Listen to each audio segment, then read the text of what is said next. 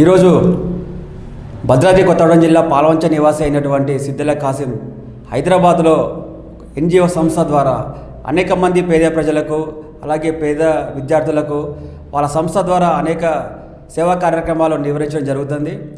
అలాగే ఈరోజు వాళ్ళు పాల్వంచకి రావడం జరిగింది.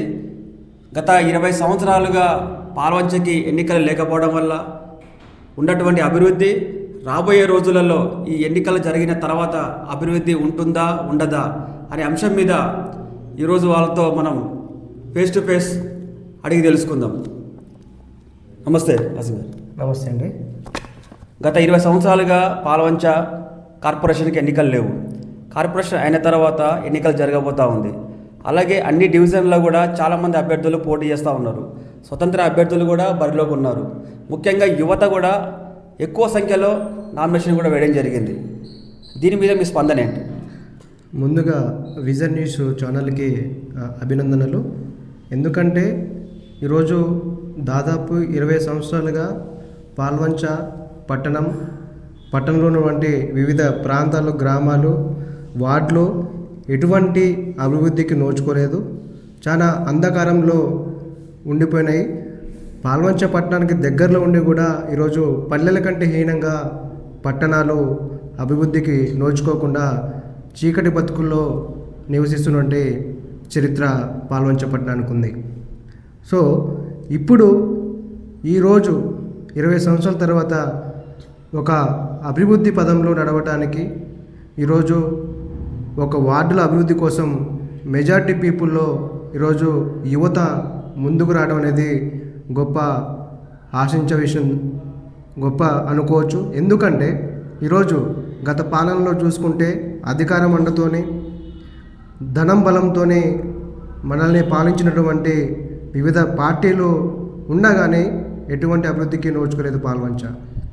ఏ అయితే అటువంటి బాధల్ని, కష్టాలని అనుభవించిన యువత మేము ఇక మీదట అటువంటి అంధకారంలోకి మా యొక్క ప్రాంతాన్ని తీసుకెళ్ళలేము, మేము సైతం ముందుకెళ్ళి మా ప్రాంత అభివృద్ధికి పోటీ చేస్తామని చెప్పి వివిధ ప్రాంతాల నుంచి యువత, మహిళలు ముందుకొచ్చి పోటీ చేయడం జరుగుతుంది. దానికి నేను చాలా అభినందిస్తున్నాను అండి. ఇప్పుడు ఎన్నికలు అనగానే మనం ప్రధానమైనటువంటి విషయము డబ్బు రాజకీయాలు ఎక్కువైపోయినాయి. ఏ ఎన్నికలు చూసినా, అసెంబ్లీ ఎన్నికలు కానీ, పార్లమెంట్ ఎన్నికలు కానీ, సర్పంచ్ ఎలక్షన్స్ కానీ, ఇప్పుడు ఈ స్థానిక సంస్థల ఎన్నికలు కూడా డబ్బే ప్రధానంగా ప్రభావం చూపుతుంది. కానీ దీనివల్ల అభివృద్ధి జరిగిద్దా? ఒక్క చిన్న ఎగ్జాంపుల్, మున్సిపల్ కార్పొరేషన్ కంటే ముందు పంచాయతీ ఎలక్షన్ జరిగినాయి. దాంట్లో మనం చూడొచ్చు పెద్ద పెద్ద పార్టీలు, రూలింగ్ పార్టీలు, గతంలో పాలించినటువంటి అనేక పార్టీలు డబ్బుతోనే పోటీ చేయడం జరిగింది. కానీ దానికి వ్యతిరేకంగా గిరిజన ప్రాంతాల్లో, గ్రామీణ ప్రాంతాల్లో ఉన్న యువత వచ్చి ఎటువంటి డబ్బు ప్రలోభాలకి ప్రజల్ని గురి చేయకుండా మానవత దృక్పథంతోనే మార్పు కోసం వాళ్ళు పోటీ చేయడం జరిగింది. ఆ యువత వాళ్ళ ప్రయోజనాల కోసం కాదు, పంచాయతీ అభివృద్ధి కోసం పోటీ చేశారు. కాబట్టి ఎవరైతే డబ్బులు పంచి ఎన్నికల్లో పాల్గొన్నారో వాళ్ళు గెలవలేకపోయారు. అక్కడ ఒక నీతి మాత్రమే, న్యాయం మాత్రమే గెలిచిందని చెప్పి పంచాయతీ ఎలక్షన్లో మనం జరిగినటువంటి పంచాయతీ ఎలక్షన్లో మన రిపోర్ట్లు అందరికీ తెలిసిందే. అదే తరుణంలో వచ్చినటువంటి ఈ యొక్క మున్సిపల్ ఎలక్షన్స్ కూడా రానున్న కాలంలో ఎవరైతే నీతి న్యాయం కోసం పోరాడుతున్న అభ్యర్థులు ఉన్నారో వాళ్ళకి పట్టం కట్టే దిశగా ఈరోజు యువత, మహిళలు, మేధావులు అనేక మంది ముందుకొచ్చి వాళ్ళని గెలిపించే దిశగా ఆలోచనలు జరుగుతున్నాయి. ఎందుకంటే అభివృద్ధి ధ్యేయంగా, మార్పే లక్ష్యంగా పెట్టుకున్నటువంటి అభివృద్ధుల కోసం చాలామంది ముందుకొచ్చారు. సో వాళ్ళని గెలిపించే విధంగా కార్పొరేషన్ ఎలక్షన్లో ఉన్నటువంటి 60 డివిజన్లో అనేక మంది ఇండిపెండెంట్ అభ్యర్థులు ముందురడం జరిగింది. పార్టీతో సంబంధం లేకుండా ఈరోజు ఏ పార్టీ మాకు అవసరం లేదు, మేము ఒక మార్పు కోసం ముందుకు వచ్చినాం, ప్రజలే మా ఓటు, ప్రజలే మా ధైర్యం అనే ఒక ముందుకు రావడం జరిగింది. దాన్ని నేను అభినందిస్తున్నానండి. ఇప్పుడు మీరు జిహెచ్ఎంసి ద్వారా సేవా కార్యక్రమాలు చేస్తున్నారు. మరి అక్కడ అభివృద్ధి అనేది మీరు చూసారా? జిహెచ్ఎంసి ద్వారా ప్రజలలో ఉన్నటువంటి అభివృద్ధి కానీ వెనుకబడినటువంటి ప్రాంతాలు మీరు ఏ విధంగా చూస్తారు దాన్ని? ఏ అయితే మేము జిహెచ్ఎంసీ తరపునటువంటి తెలంగాణ ప్రాంతంలో ఉన్నటువంటి తక్కువ ఆదాయం ఉన్నటువంటి ప్రాంతంలో కానీ స్లమ్ ఏరియాస్లో మేము యువతని ముందుకు తీసుకెళ్ళడానికి వాళ్ళు 10 నుంచి డిగ్రీ లెవెల్ ఎక్కడ పాస్ అయ్యి ఫెయిల్ అయినా కానీ వాళ్ళకి నైపుణ్య శిక్షణనిచ్చి వాళ్ళని ఒక ఆర్థికంగా నిలదొక్కునే వ్యక్తిగా తయారు చేసేసి వాళ్ళకి ఉపాధి అవకాశాలని కల్పించే లక్ష్యంగా మేము తెలంగాణ ప్రాంతంలో అనేక విధాలుగా మేము ప్రయత్నం చేస్తున్నాం. దాదాపు మా దగ్గర తీసుకున్నటువంటి యువత దాదాపు 80% 85% ఈరోజు ఉద్యోగాల్లో ఉండి వాళ్ళ జీవితాన్ని కొనసాగిస్తున్నారు. ఇప్పుడు మనం చూస్తున్నాం, ఎన్నికలు అనగానే పార్టీలన్నీ పొత్తుల వైపు వెంపరాడుతూ ఉన్నాయి. మిగిలిన టైంలో ప్రజల సమస్యల మీద పోరాటం చేస్తూ ఉంటాయి, ఒకరి మీద ఒకరు విమర్శలు చేసుకుంటూ ఉంటారు. కానీ ఈ విమర్శలంతా మర్చిపోయి ప్రజల తగ్గట్టుగా వాళ్ళ సమస్యలని పక్కన పెట్టి ఎన్నికలు వచ్చినప్పుడు ఎందుకు పార్టీలన్నీ ఒక పొత్తు అని ఎందుకు మాట్లాడుకుంటున్నారు? ఇక్కడ ఒక్కటే దీనికి మనం పెద్ద సైన్స్ పరంగా దీన్ని పరిశోధించాల్సిన అవసరం లేదు. దీనికి ఒక్కటే ఎజెండా. ఈరోజు పార్టీలన్నీ ఏకమై పోటీ చేసినంటే అక్కడ వాళ్ళు దోపిడీ చేయడానికి వస్తున్నారని చెప్పి మనం అనుకోవాలి. ఎందుకంటే ఎదుటోడిని గెలిస్తే మనం దోచుకోవడానికి అవకాశం ఉండదు. మనం కలిసి మనం ఒక ఎజెండా వెళ్ళి మనం దోపిడీకి మనం మార్గం వేసుకోవాలి. కాబట్టి వాళ్ళు ఎన్నికలు వచ్చినప్పుడు పొత్తులు ఉంటారు, ఎన్నికలు అయిపోయిన తర్వాత నువ్వేంది నేను రకంలో పార్టీలు చేస్తూ ఉన్నాయి. సో దానికి విరుద్ధంగా దాన్ని వ్యతిరేకించాలని చెప్పి ఈరోజు యువత ఇండిపెండెంట్గా పోటీ చేయడం జరుగుతుంది. అంటే ప్రధానంగా ప్రజా సమస్యల మీద పోరాడే వ్యక్తులు ఎవరైనా కానివ్వండి, ఏ పార్టీ అయినా సరే, ఏ నాయకుడైనా సరే, ప్రజలు గుర్తిస్తారు కదా ఆ నాయకుడిని. ఎందుకని సొసైటీ వ్యవస్థ ఇలా తయారైపోతుంది? దీనికి ఏమనుకుంటున్నారు మీరు అసలు? ఈరోజు వ్యవస్థ గుర్తిస్తుంది. ఎవరైతే మార్పు కోసం పనిచేస్తున్నారో వాళ్ళకి పట్టం కట్టే రోజులు చాలా దగ్గరలో ఉన్నాయి. ఎవరైతే సొసైటీకి అన్యాయం చేసి అక్రమాలు చేసి ప్రజా విధానాలకు వ్యతిరేకంగా పనిచేస్తున్నటువంటి రాజకీయ నాయకులు ముసుగులో ఉన్నటువంటి వ్యక్తుల్ని వాళ్ళు చమరగీతం పాడే సమయం ఆసన్నమైందని చెప్పి రేపు ఈ జరిగే మున్సిపల్ ఎలక్షన్లో మనకి తేలనుందని చెప్పి నేను ప్రధానంగా నమ్ముతున్నాను. ఇప్పుడు ఉన్నటువంటి ఈ రాజకీయ వ్యవస్థ అంతా నీతివంతంగా ఉందా లేదా, మీరేం చెప్పదలుచుకున్నారు? రాజకీయ వ్యవస్థ అంటే రాజకీయంలో ఎప్పుడైతే సమపాలన, ప్రజల వద్దకు పాలన అనే ఒక మన నినాదం ఉంది. ఆ నినాదం జరిగినప్పుడు, ఆ సమస్య పరిష్కారం అయినప్పుడే మీరు అన్నటువంటి ఒక సామాజిక చైతన్యం వచ్చినప్పుడే ఆ యొక్క మీరన్న పదానికి ఒక అర్థం అనేది ఉంటుంది. ఇప్పుడు మొన్న జరిగినటువంటి నామినేషన్ అన్నీ చూసుకుంటే మనం స్వతంత్ర అభ్యర్థులుగా పోటీ చేయాలనుకునే వాళ్ళు ఏదో ఒక గుర్తు మీద, ఏదో ఒక పార్టీ గుర్తు మీద పోటీ చేయడానికి చాలా ఇంట్రెస్ట్ చూపించారు. ఎందుకు అంటే సింబల్ లేకుండా డైరెక్ట్గా మన స్వతంత్ర అభ్యర్థిగా ఒక సింబల్ వస్తుంది, దాని ద్వారా ఎందుకు పోకూడదు? కానీ జనాలలో చర్చ ఏంటంటే ఏదో ఒక పార్టీ ద్వారా పోతే ఆ గుర్తు ఉంటుంది కదా అనే చర్చ నడుస్తుంది. దీని మీద మీరేమంటారు?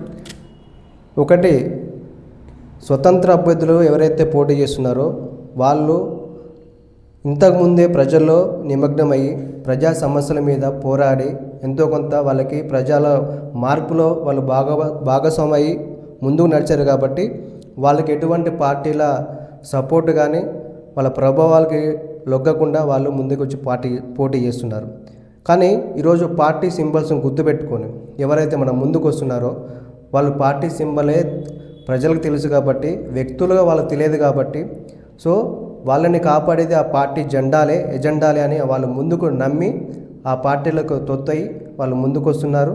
సో ప్రజలకు తెలుసు ఈరోజు పార్టీలు, ఎజెండాలు ఏదైనా కానీ నేను ఇంతకుముందే చెప్పినటువంటి పంచాయతీ ఎలక్షన్లో జరిగినట్టు తీరే మున్సిపల్ ఎలక్షన్లో జరిగి తీరుతుంది 100% అనేది నేను నమ్ముతున్నా.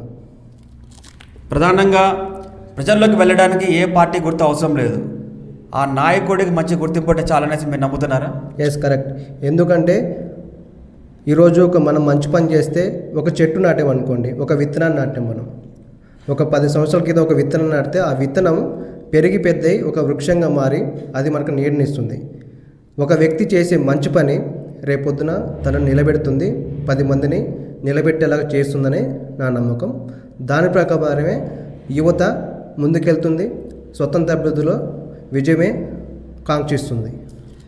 ప్రజా సమస్యల మీద ఉన్నటువంటి అవగాహన మనం పోటీ చేసే అభ్యర్థికి ప్రజా సమస్యల మీద అవగాహన ఉంటే అభివృద్ధి చేయగలడా? అసలు ఎటువంటి అవగాహన లేకుండా ఉన్న వాళ్ళు కూడా అభివృద్ధి చేయగలుగుతారా? ఈ రెండింటి మధ్య మీరు ఏం చెప్పదలుచుకున్నారు? ప్రజల మధ్య ఎవరైతే ప్రజల మధ్య తిరిగి ప్రజల యొక్క సమస్యలు ఏంది, పరిష్కార మార్గం ఏందని తెలుసుకున్నాడు వాళ్ళ మమేకమై పనిచేస్తాడు. లేదు ఎవరైతే పేపర్లో మేనిఫెస్టోలో మేము అది చేస్తాం ఇది చేస్తాం అని చెప్పి తెలుసుకున్న నాయకులు అవుతున్నారో వాళ్ళు పేపర్ వరకు పరిమితం అవుతారు.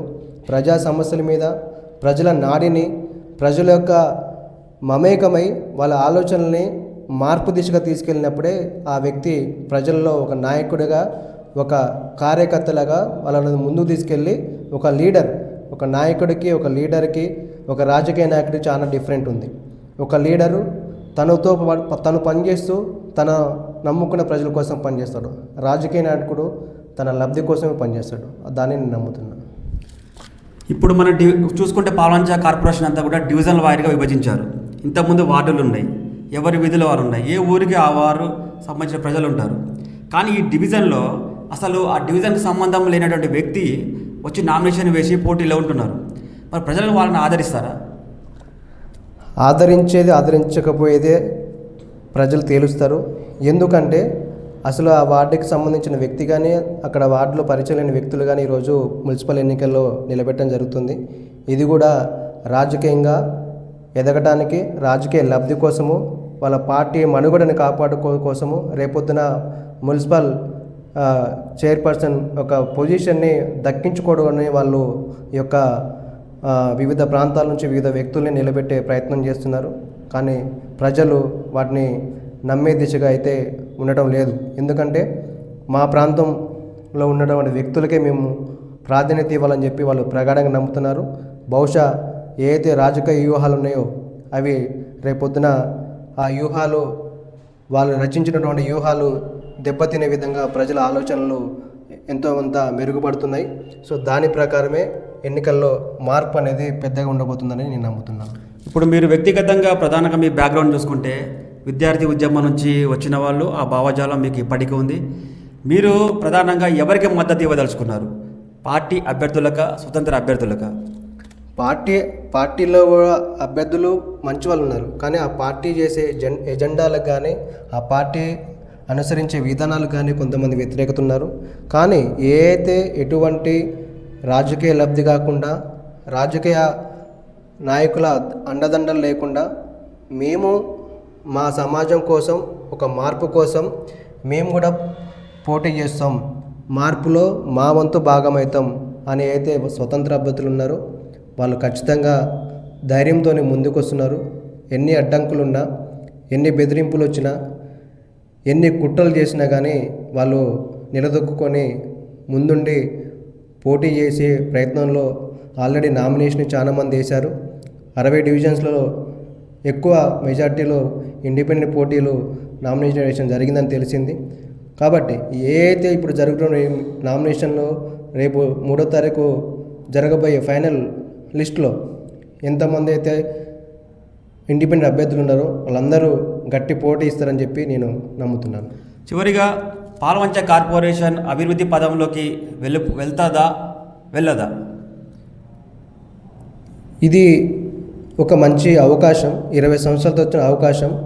ఈ అవకాశాన్ని రాజకీయ లబ్ధి కోసం వినియోగించుకుంటే మాత్రం ఈ 20 సంవత్సరాలు ఇంకో 10 సంవత్సరాలు కొనసాగించాల్సి వస్తుంది అంధకారంలోకి. ఎవరైతే ప్రజలు ఆలోచించండి, మన సమాజం ఇంకో 20-30 సంవత్సరాలు చీకట్లో బతకాలా, మన పిల్లలు ఉద్యోగాలు లేకుండా, ఉపాధి లేకుండా రోడ్ల మీద పనుల కోసం ఎత్తుక్కోవాలా? ఈరోజు ఇండస్ట్రియల్ ప్రాంతం ఉండి మన పిల్లలకు ఉద్యోగాలు లేక హైదరాబాదు, బెంగళూరు, విజయవాడ వివిధ ప్రాంతాలకు వెళ్ళేసి ఇక్కడ అభివృద్ధికి నోచుకోలేకుండా పోతుంది. కాబట్టి ఇటువంటి రాజకీయ నాయకుల లబ్ధి కోసం ఏవైతే పనిచేస్తున్నటువంటి దాని ప్రకారం పోటీ చేస్తున్న వారికి మద్దతు ఇస్తారా? లేకపోతే స్వతంత్ర అభ్యర్థులు వాళ్ళ వ్యూహాలు, వాళ్ళ మేనిఫెస్టోలు చాలా చక్కగా ఉన్నాయని నాకు తెలిసింది. అటువంటి అభ్యర్థులకి మనం పట్టం కావాల్సిన అవసరం ఉందని చెప్పి నేను నమ్ముతున్నాను.